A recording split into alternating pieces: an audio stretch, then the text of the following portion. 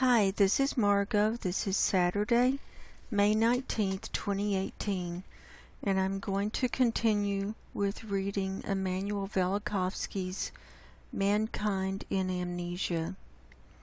And if you haven't heard my first two parts that I've done, I encourage you to go to the beginning and start with those. This is part 3, because each one just builds on the other. And in part 1, I give quite a bit of background on Velikovsky, who he was, what his focus was, and why he was such a revolutionary and such a free thinker, and why his work is relevant now. So I encourage you to go to part 1 and start at the beginning. And this is the last book that was published. It was published after he died, but he considered this to be his greatest work. He was a Russian psychiatrist who lived in around the early 1900s, and then he died in 1979, and he did immigrate to America, and he was also a historian. So I'm going to pick up where I left off. We're in chapter 1 of Racial Memory, and the next part is called Jung's Archetypes. After 10 years of Freud's splendid isolation, 1895 to 1905, a circle of disciples gathered around him. Not many years later, several of them, notably Wilhelm Steckel, Alfred Adler, and Carl Jung, built their own theories in schools and also claimed success in therapy. Whereas Adler stressed the sociological aspects and the urge for recognition and the will for power as the mainsprings of behavior, Jung indulged in mythical subjects and searched the world literature on alchemy, the Kabbalah, and the dreams of mystics to find a pathway of his own. In the study of the unconscious, he started as Freud's disciple, but after the schism he denied his debt. In 1916, soon after parting with the master, he came up with an early version of the concept of racial memory. In this he might have been, though he would not admit it, elaborating on some idea Freud offered in Totem and Taboo, 1912. In that work, Freud maintained that quite a few reactions in family situations reflect some racial unconscious vestiges of acts, among them patricide, committed by the caveman of the Stone Age. In the summer of 1930, I visited Jung in his house near Zurich, and unaware of the degree of his antagonism toward Freud, I referred to him as Freud's disciple, to which he strongly objected. In 1934, Jung came up with the idea of the collective unconscious mind, and in the following years he developed this concept. He wrote in his Archetypes of the Collective Unconscious from 1934, quote, "At first the concept of the unconscious was limited to denoting the state of repressed or forgotten contents.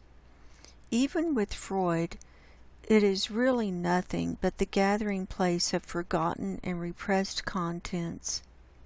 For Freud, accordingly, the unconscious is of an exclusively personal nature, although he was aware of its archaic and mythological thought forms." Unquote.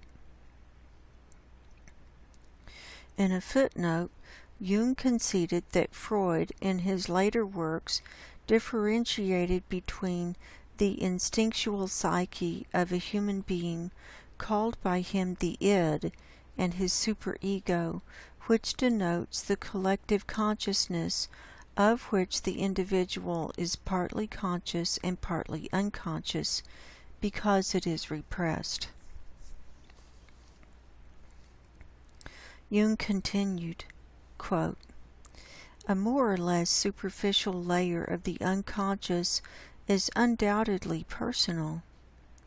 I call it the personal unconscious, but this personal unconscious rests upon a deeper layer which is not derived from personal experience and is not a personal acquisition, but is inborn. This deeper layer I call the collective unconscious. I have chosen the term collective because this part of the unconscious is not individual but universal. In contrast to the personal psyche, it has contents and modes of behavior that are more or less the same everywhere and in all individuals. It is, in other words, identical in all men, and thus constitutes a common psychic substrate of a suprapersonal nature which is present in every one of us." Unquote.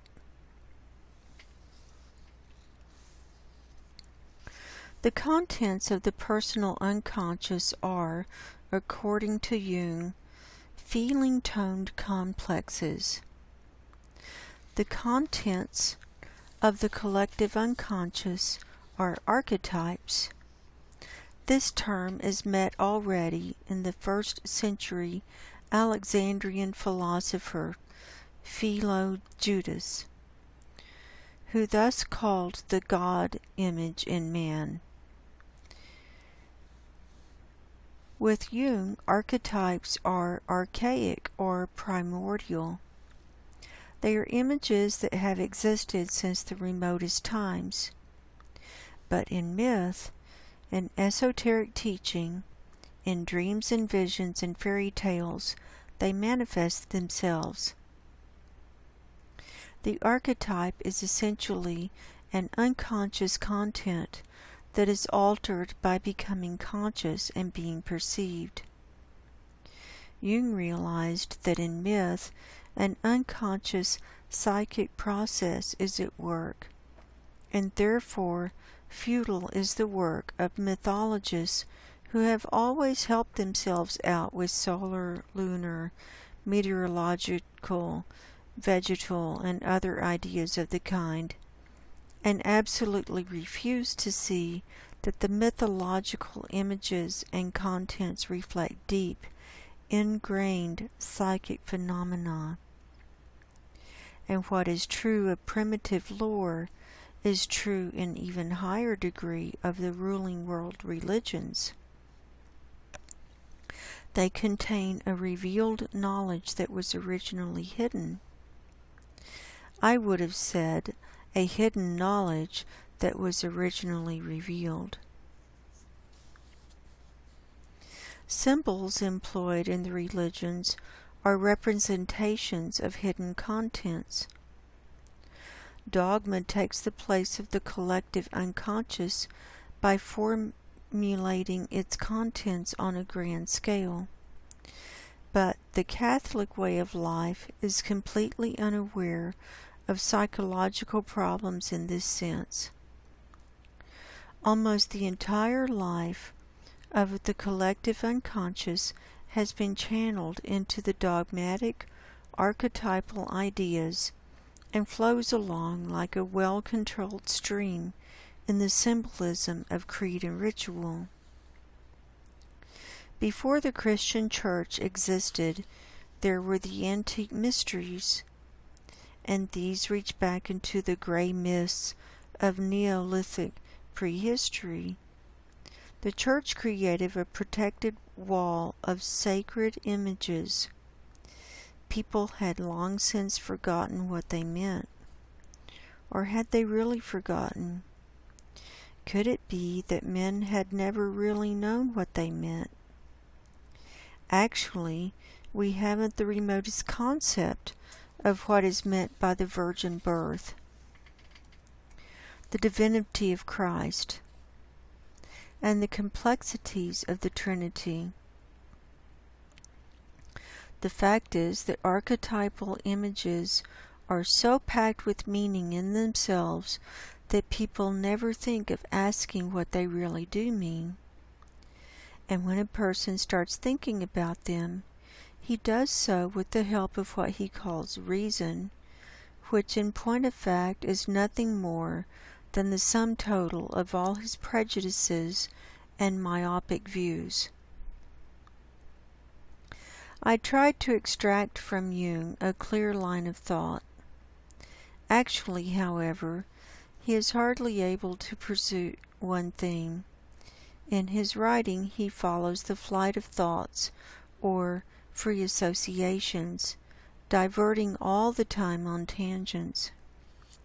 He speaks of the chronic scandulas of Olympus, of the disintegration of Protestantism into nearly 400 denominations, of the alarming poverty of symbols in them, and of the void that yawns before the modern man in need of symbols. Jung himself winds up with a yearning for Oriental religions, containing an unfathomed wisdom and symbolism not understood, the allurements of the odorous East, the esoteric teachings, and he professes an absorbing curiosity in, and almost an identification with, certain mystics and hermits of the past centuries.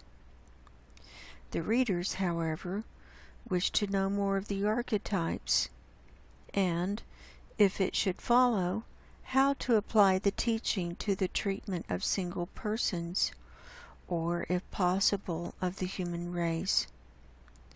Drifting clouds make an opening, and we read, quote, "Mankind is powerless against mankind, and the gods, as ever, show it the ways of fate.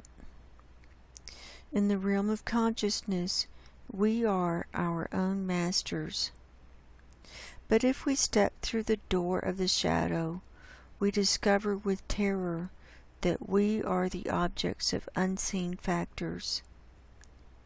To know this is decidedly unpleasant, for nothing is more disillusioning than the discovery of our own inadequacy. It can even give rise to primitive panic because, instead of being believed in, the anxiously guarded supremacy of consciousness, which is in truth one of the secrets of human success, is questioned in the most dangerous way. But since ignorance is no guarantee of security, and in fact only makes our insecurity still worse, it is probably better, despite our fear, to know where the danger lies." Unquote. Jung asked the question and let it follow by intuitively felt concern, though not by an answer. Quote, "To ask the right question is already half the solution of a problem. At any rate, we then know that the greatest danger threatening us comes from the unpredictability of the psyche's reactions. Discerning persons have realized for some time that external historical conditions of whatever kind are only occasions, jumping off grounds for the real dangers that threaten our lives. These are the present politico-social delusional systems. We should not regard them casually as necessary consequences of external conditions, but as decisions precipitated by the collective unconscious." Unquote. It seems that Jung had world communism in mind. for National Socialism's upsurge. As some scholars have brought to light, Jung had only an attitude of sympathy and did not describe it as a delusional system. With Judeo-Christianity, he felt an urge to part. The gods of Valhalla were closer to him than the god of Sinai, or that of Golgotha.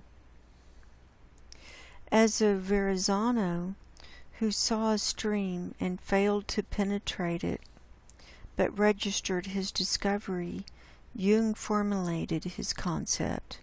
Quote, "My thesis, then, is as follows. In addition to our immediate consciousness, which is of a thoroughly personal nature, and which we believe to be the only empirical psyche, even if we tack on the personal unconscious as an appendix, there exists a second psychic system of a collective, universal, and impersonal nature which is identical in all individuals. This collective unconscious does not develop individually, but is inherited. It consists of pre-existent forms, the archetypes." Unquote. Pre-existent means since the emergence of the human race. What made these forms populate man's mind was never explained by Jung. He did not attempt to approach the phenomenon by a study of animal instincts. In many analytical situations, he saw an archetype.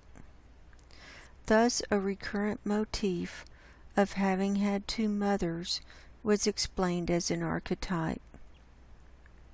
A simpler explanation would be in the binding ties to a mother and a wet nurse.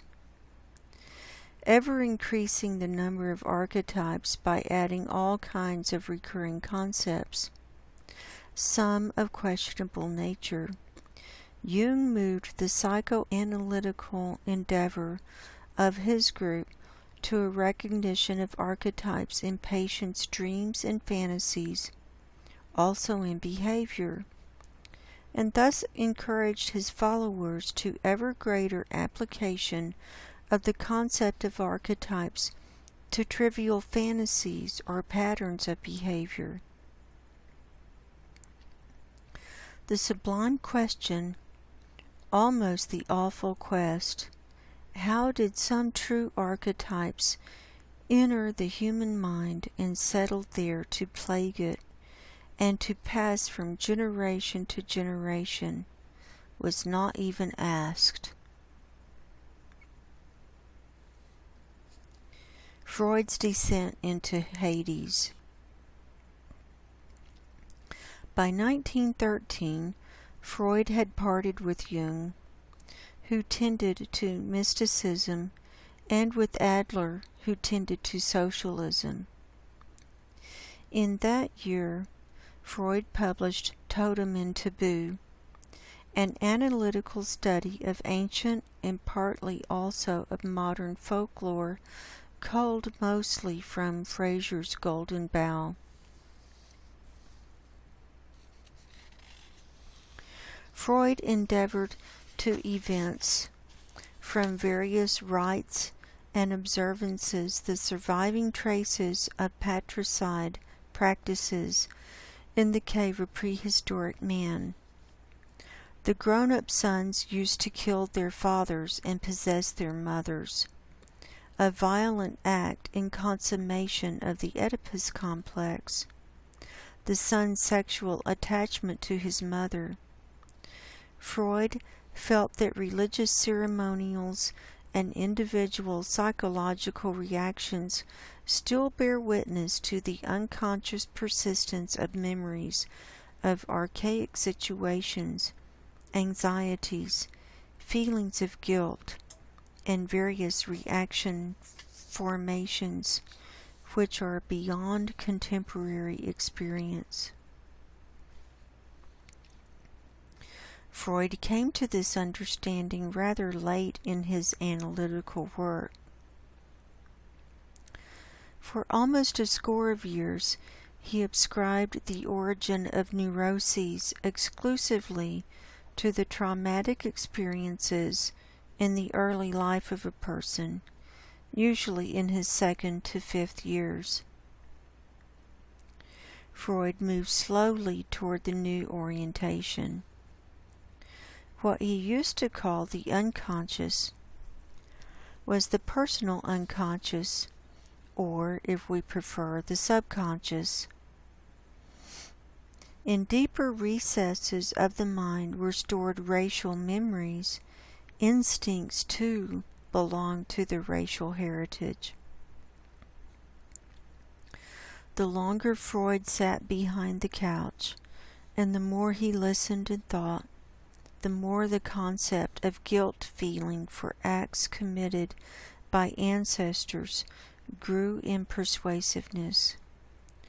Archetypes inborn in primogenitors of man were foreign to Freud. Ancestral man acquired the guilt feeling when he committed the act of patricide. Further, he committed his issue,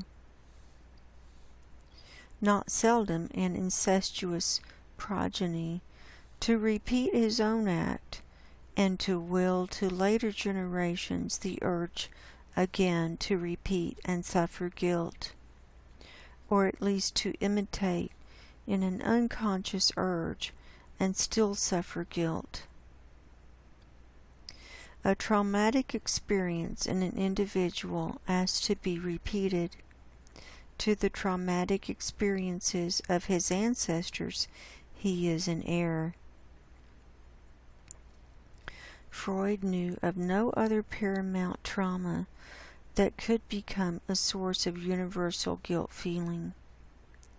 In From the History of an Infantile Neurosis from 1918, Freud explained the universality of certain symbolic expressions in speech and in various fantasies, usually connected with parental coitus and the related castration fears, as grounded in persisting unconscious memories of archaic situations.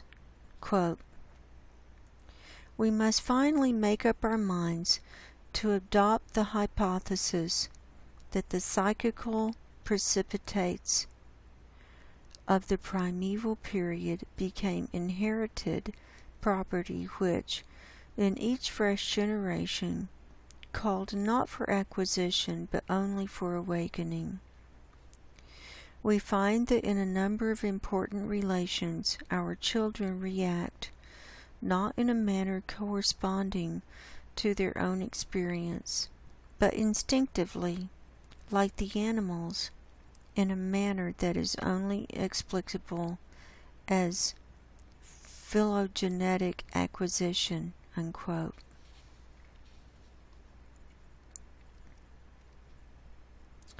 A neurotic state results from triggering an explosive precipitate inherited from ancestral generations. Quote, "Early trauma defense latency outbreak of neurotic illness, partial return of the repressed. Such is the formula which we have laid down for the development of a neurosis. The reader is now invited to take the step of supposing that something occurred in the life of the human species similar to what occurs in the life of individuals, of supposing, that is, that here too events occurred of a sexually aggressive nature, which left behind them permanent consequences, but were for the most part fended off and forgotten, and which after a long latency came into effect and created phenomena similar to symptoms in their own structure and purpose." Unquote. Here Freud assigned equal roles to the personal and to the inherited trauma. Quote, as a rule, there is a combination of both factors, the constitutional and the accidental. The stronger the constitutional factor, the more readily will a trauma lead to a fixation and leave behind a developmental disturbance. The stronger the trauma, the more certainly will its injurious effects become manifest even when the instinctual situation is normal, unquote. But can the instinctual situation be normal if everyone in the human race is a carrier of traumatic experience of earlier generations? Freud is not yet clear. Averse to use any Jungian terms or concepts, he delineated as id the unconscious domain of a person, a repository of the phylogenetic and instinctual heritage, and equally so of personal experiences and reactions repressed and forgotten due to their traumatic character. Quote, it, meaning the id, contains everything that is inherited, that is present at birth, that is laid down in the constitution, above all, therefore, the instincts which originate from the somatic organization and which find a first psychical expression here, in the id, in forms unknown to us, unquote. This passage was inserted by Freud in 1938 into his Outline of Psychoanalysis. Likewise, the following passage was included by him as a result of his analytical experience between 1913 and 1938. Quote, some portion of the cultural acquisitions have undoubtedly left a precipitate behind them in the id.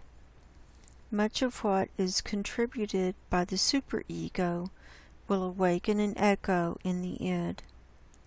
Not a few of the child's new experiences will be intensified because they are repetitions of some primeval phylogenic experience, unquote.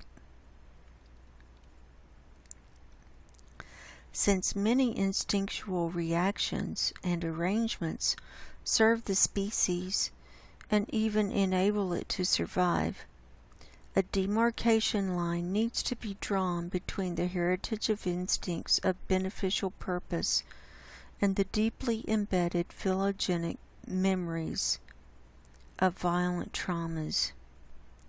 Likewise, Oedipal attachment and patricide do not belong in the same group with instincts serving survival. Nor do the personal traumas repressed into oblivion belong in the same category or come to be stored in the same layer of the unconscious as something that occurred in the life of the human species, as Freud put it, of a sexually aggressive nature. These are some of the most important postulates of the psychoanalytic theory as formulated by Sigmund Freud. They concern the traumatic experiences, their frequent suppression and removal from the conscious memory, the urge to relive them, and by doing so to inflict a similar trauma on somebody else, thus reversing the roles. Freud says in Beyond the Pleasure Principle, quote, at the outset, he, meaning the child, was in a passive situation. He was overpowered by the experience. but by repeating it, unpleasurable though it was, as a game, he took on an active part. As the child passes over from the passivity of the experience to the activity of the game, he hands on the disagreeable experience to one of his playmates, and in this way revenges himself on a substitute." Unquote. In the traumatic experience, terror and anguish play the decisive role. Sometimes the memory of the traumatic experience is not forgotten, and yet the urge to relive it may persist. But the urge to relive is definitely greater than the experience itself is repressed and relegated to the subconscious mind. The victim of amnesia caused by a traumatic experience lives under the urge to repeat the experience, often reversing the roles, himself becoming the aggressor and inflicting punishment on a new victim. And we're going to stop there for today. This is really heavy stuff. But I'd like to make some points about this having to do with the unconscious mind, the subconscious mind, and repressed memories. And I've studied this quite a bit in hypnosis. And in my hypnosis training, I studied clinical hypnotherapy with an emphasis on stress management. And so in this training, I learned that a lot of times we don't remember things the way that they really happened. And if something is of such a traumatic nature, or it's such an unusual nature that it's out of our belief system, that the memory of it can bypass our conscious memory, our conscious mind, and can bypass our subconscious mind and go deep into the unconscious and be buried there. Maybe forever, but we can still experience the trauma from those events. And that's where post-traumatic stress syndrome comes from. And we can be triggered to the trauma of what happened by memories that are stored in our muscles, and it might be with a smell, it might be with a look or a touch, or a certain way the light comes under the door, or who knows what might be associated with that hidden memory. And a lot of times, people who've been sexually abused as children, they will not have memories of the abuse whatsoever. And then later on, usually when they're in their 30s, late 30s, early 40s, and it can be when they're in a very happy situation, a happy relationship, when they're feeling comfortable, these memories start being triggered. And the memories can come forward in the dream state. They can be as flashbacks when you're in like a quiet, meditative, reflective state. And at first, you might think, you're making it up, but you're not. This is your subconscious and unconscious communicating when you're in a safe space and when you're able to handle it. But by burying these memories in the unconscious mind. This is your conscious mind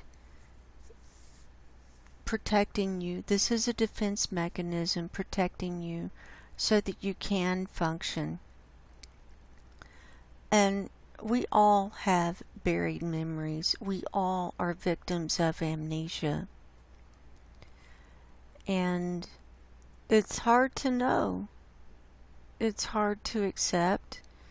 And you might think you remember something a certain way, and that was your perception. And we all have filters and lenses of beliefs and programming and all kinds of stuff. And I talk about this with people when I work with them on implant removal. And we work a lot on getting down to what's holding them and keeping them stuck in certain patterns of behaviors. And I can see these patterns in their energy systems when I go into the empathic trance state with them. And being an empath, I can feel what they experienced. And so if they did experience abuse, I can see it, I can feel it, I can describe it to them, and then that can trigger them into remembering. And if it's time, they will remember. And this is part of the healing process and bringing it to light. So what Velikovsky is talking about is that we, as a whole society and as a whole race, mankind, we have deep, deep, deep buried memories. And it could be generational curses, like what they talk about in the Bible. These are generational curses. These are memories that have been repressed, that have been passed down through the eons, through the thousands and thousands of years, the millennium. And we have buried memories of cataclysms that we've been through where many people have died. Thousands, tens of thousands, maybe millions of people have died, and in very uncomfortable, unpleasant ways. When we were wiped out, the species might have been wiped out almost completely, or we might have been wiped out completely and then be reseeded. We might have been reseeded from an alien race again. Who's to say? I don't know. I mean, I'm open to that possibility. I'm open to things having been reset and started over. Who's to say? So, these are things that we're going to be thinking about and talking about. And I'm going to be talking more about hypnosis and my experiences when I've worked with people. And I also took stage hypnosis training that was very interesting. I haven't talked about that at all. I actually did some stage shows, and I have them on videotape, and just recovered those recently, and I'm going to be transferring some of those to the computer and uploading some of those clips. And it was very impressive. And even though I was a novice at doing stage hypnosis, it worked, and I was impressed, and I was, it was really like overpowering for me to see just how hypnotizable people were, and how easily they were subjected to suggestions and carrying the suggestions out. And that was one reason that I stopped doing stage hypnosis because it is very powerful, and I wanted to really use it in a way to really help people rather than just do stage shows and do entertainment. And I don't think that that's the best use for it. I mean, the entertainment is, you can use it as a demonstration, but you really need to go deeper with it and treat it with respect, and really treat people with respect and help them understand that we're all victims of this mind programming and this hypnosis. If we're under a mass hypnosis and walking around in different states of trance all the time, and when you remove a certain layer of that belief reality cap, you remove that and you're open to more information and more of the truth, then everything shifts, and then you move up a level. And I've been on this quest for learning the truth, and I want to know the truth, whatever it is. And if I'm wrong in my old beliefs or wrong in my old conceptions, I'll let go of them. I am ready to let go of anything that's not of the truth. And so I try to present things from my own experiences, my own observations, and myself putting the dots together as best I can to help you understand and bring you along in your journey for the quest of the truth as well. So I'm going to wrap it up for today. My name is Margo. I'm a hypnotist, holistic life coach, and empathic spiritual healer. My website is margoshealingcorner.com. And until next time, go in peace, and God bless. Goodbye.